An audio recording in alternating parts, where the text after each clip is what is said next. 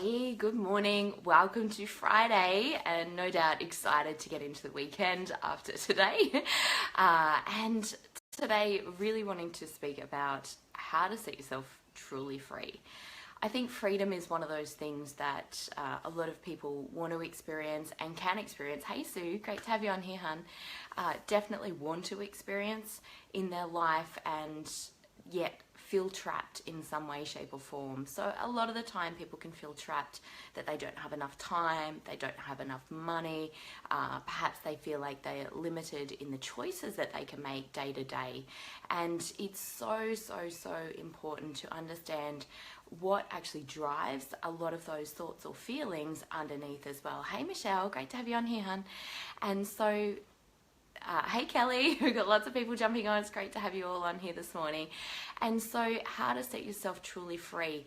One of the biggest things that I've been working through personally at the moment, and there's lots of levels to this as well, is the need for approval from others. And I think we can really hold ourselves back from giving ourselves permission to be all and do all that we ever want to do in life, simply because we're worried about what other people might think.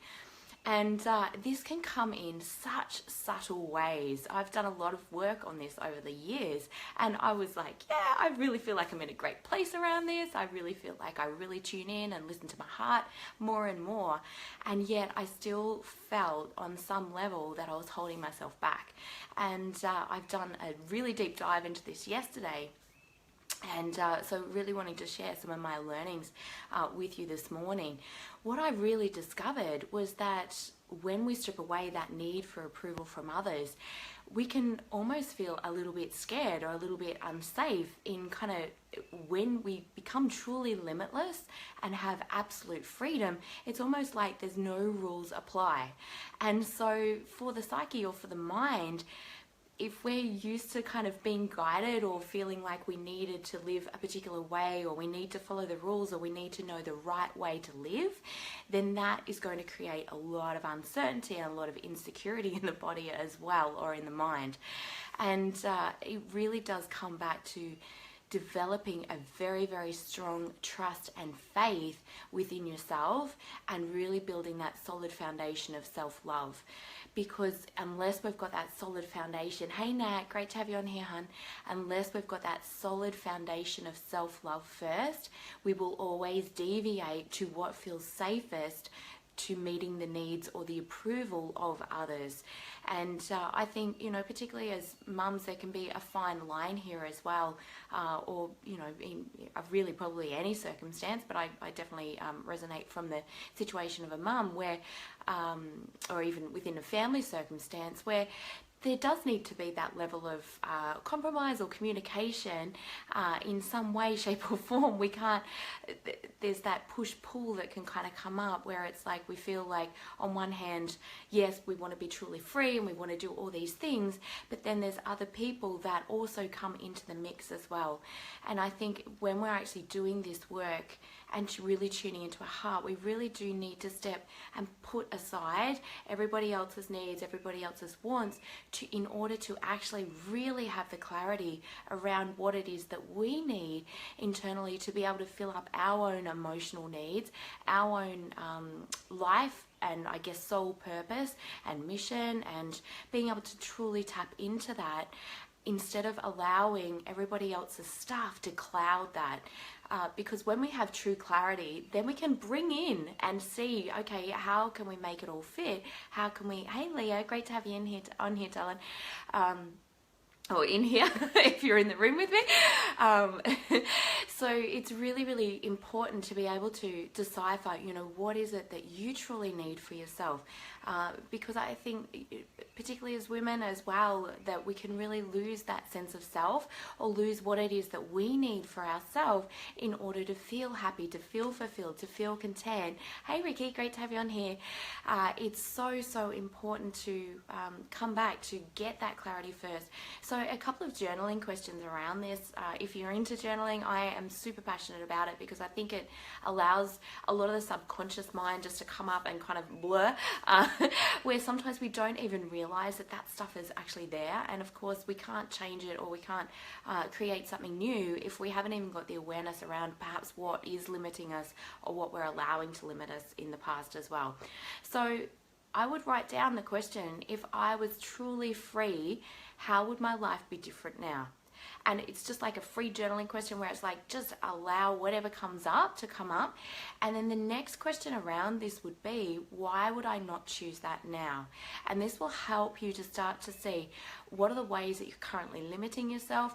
Why are you actually not choosing that? Is it that you're scared about what people will think? Are you worried that you'll be judged? Do you feel like you haven't got the ability to create that, or you don't know how to create that? And ask yourself that question quite a few times as well, because the first couple of answers will be kind of surface level answers where it's just kind of run of the mill stuff.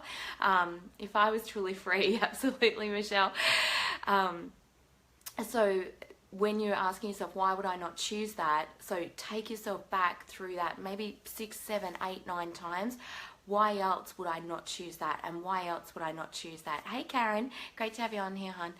So as we actually go through that journaling exercise, what you'll actually find is there'll be some deeper kind of emotional responses where it might be like a, oh, holy crap kind of moment, or wow, oh my God, I never realized that, or I didn't understand that, or I just didn't even know that.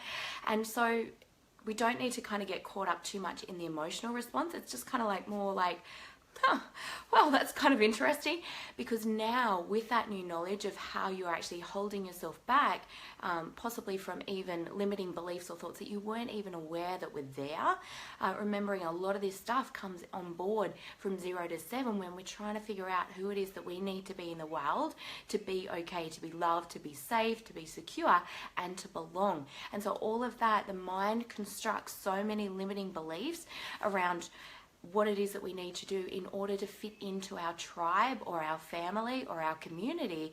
And so it creates all of these rules and these concepts of how we need to be, which in turn then actually limit us so much more when we're stepping into our own and really starting to own our own life and our own responsibility, and how we're actually choosing to show up in the world as well. So as you move through some of those deeper emotional responses with the why would I not choose that, then that really can create a greater awareness. And so don't get hooked into the emotional responses though. It's just more like, that's interesting. Okay, what do I now choose to believe? And generally that will be the opposite statement of whatever's come up. So if it's like, oh my God, I'm so scared about what people will think of me, then you want to flip that on its head, and it could be, I'm excited about people being inspired by the way that I'm living my life. And so as we start to do this, this starts to create greater and greater strength and trust and faith within ourselves. Not only that, the more that you show up for you, the more that you're clear on who you are, then you'll go on to inspire more and more people to be able to actually do that for themselves. It is our greatest universal fear, as Tony Robbins talks about, that number 1, I'm not enough, and number 2, our base fear is that we won't be loved. So when we take full responsibility, yeah, I love that, Michelle. So I'm inspired versus I'm scared. Exactly. So our base need as humans, like we are hardwired for this stuff as babies, because our very survival and security depends upon it as a baby, is to be loved. So anything that feels like it's going to rock the boat or change that, or have people upset with us, can be very, very unsettling for our ego mind or our survival mind. And yet sometimes there's that longing within our heart. Hey Annette, great to have you on here, hon. Sometimes there's that longing in the heart. If we're not following through with what we truly believe we need to act on, or how we actually need to be living our life, then we're going to have this inner conflict where it's like the mind doesn't want to do it because it's scared, but the heart is just yearning and belonging, and you'll feel this emptiness, or you'll feel this void, or feel lost internally because you're so busy tuning into what everybody else needs and what everybody else wants, trying to make everybody else happy. And I used to have a rule, which I wasn't even aware of for a long time, which was I can't be happy until everybody else around me is happy. Now, how limiting is that? You know, the chances of that happening with every other single person that I'm in contact with being happy at the same time, it's pretty limiting. So this is where it's so important to really get clear on, you know, what are some of those limiting factors, where can we release the need for approval for others. And I use a process that was developed by a lady called Byron Katie. I love this process. It's so powerful, and it's just a series of questions. So sometimes if I find a similar concept or a mind concept coming up continually, which is, I believe it's limiting me and holding me back from stepping into my true authentic self, or from taking action around something that I truly believe is being driven by my soul, or I'm being called to do from my soul, but I feel blocked in other ways, this is where I'll use these particular questions. So for example, it might be, I need approval from others. And so then I ask myself, can I absolutely know that's true? And what I find when I truly inquire around that, it's like 99.999% of the time, it's a no. If it's a yes for you, that's okay when it first comes up. If that feels like your truth, honor your truth and just go with that. And then it's, how do I feel when I believe that thought is true? And when I believe that thought is true, you know, I need approval from others. I feel limited. I feel trapped. I feel scared. I feel worried. No worries, Karen. Have a great day at work, hun. Thanks for tuning in. So I feel limited, I feel scared, I feel trapped, maybe I feel angry, I feel resentful, I feel worried, all of those things. And then it's like I want to push back against the world around me, or I don't feel safe to be in the world around me, or to live my truth. So then if we flip that around and say, how do I feel without that thought? Then it's like, oh my goodness, I feel free, I feel open, I feel calm, I feel peaceful, I feel like I can just get straight into action. And so then we actually do the flip around statement of, I don't need approval from others, and ask ourselves three times, you know, how is that true? How is it true that I don't need approval from others? Well, I seem to have got this far, and I'm pretty sure I've probably upset some people along the way of how I've lived my life, or the choices that I've made, and I'm still alive and I'm still okay and I'm still functioning. How else is it true that I don't need approval from others? I know that when I'm living my truth, that it actually does inspire others, and it does help others to overcome their own limitations. So I know that that's also true. And maybe a third way of, I don't need approval from others, and I'm really putting myself on the spot here, which is kind of interesting. And that's, I feel much better in myself when I let go of putting that responsibility on others to approve of me as well. So it helps me to feel just so much more grounded and centered, and trusting myself as well. So take yourself through that exercise if you found that that's been a big one for you in the past, or if you've got some other limiting beliefs around what you know, perhaps that you believe to be true, or another journaling question which can help to start to elicit what are some of the limiting beliefs is, what have I not given myself permission to fully experience? And I love that question, because it's kind of like we like I said, we develop these strong rules, or we believe that we need to be a particular way. Obviously money comes into this in a big way, and a lot of people, you know, I've in my healthy, wealthy, happy and confident women's group, and please feel free to join that. I'll pop the link below. We're having some great conversations in there as well around health, around wealth, around self-love, around confidence, inspire, making a positive impact, and gratitude, and the roles that all of those pieces and parts play in our life. So it's been wonderful doing that. And hey Kim, great to have you on here, hon. So I'll definitely pop the link below. But the more that you dive into around allowing yourself to give yourself permission and let go of some of these other rules that perhaps have been created, probably not even from you, from your mum or your dad, or who you've most been influenced by in your life. And sometimes even what I discovered yesterday, and I'd kind of seen it come up a couple of times in my life as well, is the need for approval from maybe our teachers, our mentors, our coaches, the need to get it right, or the need to be the good girl, or the need need to have it perfect. And I think so often we can look to people as children who are more of an authority figure, whether that is our mum or dad or teachers at school, or perhaps sports trainers and things like that, and we believe, we trust, we place our trust so much in them that we believe that their truth should be our truth. And so we take that on and we own that, and we start to bring it into our identity and persona without it actually being the real truth of who we are deep down inside with our authentic self. So some of those other questions, like I said, if you missed out on those journaling questions, jump back to the start, definitely watch the start. But just to recap on them really quickly, what would I now, oh gosh, now I've forgotten them. So how do I truly, sorry, I've just completely lost it now. If I was completely free, this is how I'd live my life differently. So that was the first one. I think it was something like that. So definitely check it out on the first one. And what am I not allowing myself, or what am I not giving myself permission to experience fully in the moment, or right now, or in my life? Or you might even want to add on the end of that, like in my health, in my relationships, in my wealth, or my finances, or any other area of life as well, where you feel like you could actually be really limiting yourself. And then the last piece of that was, why would I not choose that now? Or why would I not choose that? Do the run through several times, because that will really help you to and that's a great one too, Michelle, is thank you for putting in those questions. Oh, well, I had my little mind blank. So from whom am I seeking approval as well is a really, really good one. And another great one, actually, it's just come to mind, is what am I being loyal to that has inhibited my ability, or is inhibiting my ability to love, honor, respect, and and value myself.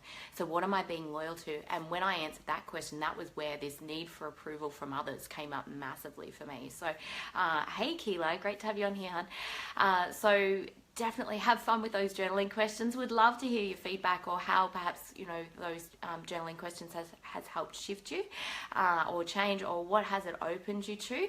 And like I said, definitely feel free to jump into the healthy, wealthy, happy and confident women's group as well. I'm really having a great time on there, sharing lots of different insights, and we're going to get loads of other beautiful, amazing, heart-driven, inspired women to share their stories, how they're making a positive impact, how they're taking care of their health, how they work with their own self-love, and how they build their confidence as well. So can I say that one? Oh, okay, yeah. So the last one, Michelle, was what am I being loyal to? Hey Nick, great to have you on here, hun. What am I being loyal to that is inhibiting my ability to fully love, honor, respect, and value myself, and perhaps appreciate myself as well. And so this will help you to really decipher, what are those behaviors, or what is the thought or the belief that you're buying into that's really inhibiting you to take great care of you, to love you. Remembering that when we fill up our own bucket, when we take full responsibility for our own life and for what we're wanting to create, then it just allows greater freedom for everybody, because we let go of trying to make them please us and us please them. So I hope that's been super helpful. Like I said, if you've just jumped in, definitely go back to the start of the live video, watch it again from the start to grab those journaling questions. Michelle's done a great job of being my transcribe and getting down some of those questions in the comments section as well. So yeah, that's beautiful. Thank you so much, Michelle. I totally appreciate that. So, hey, Meek, great to have you on here. So I will leave you all with that on this beautiful Friday, and have fun exploring your limitless self. And, what are the concepts? What are the things that you would actually choose to bring into your life? How would you be living life differently now if you were already perfectly is probably a different word to use, but how would you be living life now if you were at 100% living your life from a limitless place? So catch you guys later. Have an awesome rest of your day, and can't wait to see you next week. Okay, bye for now.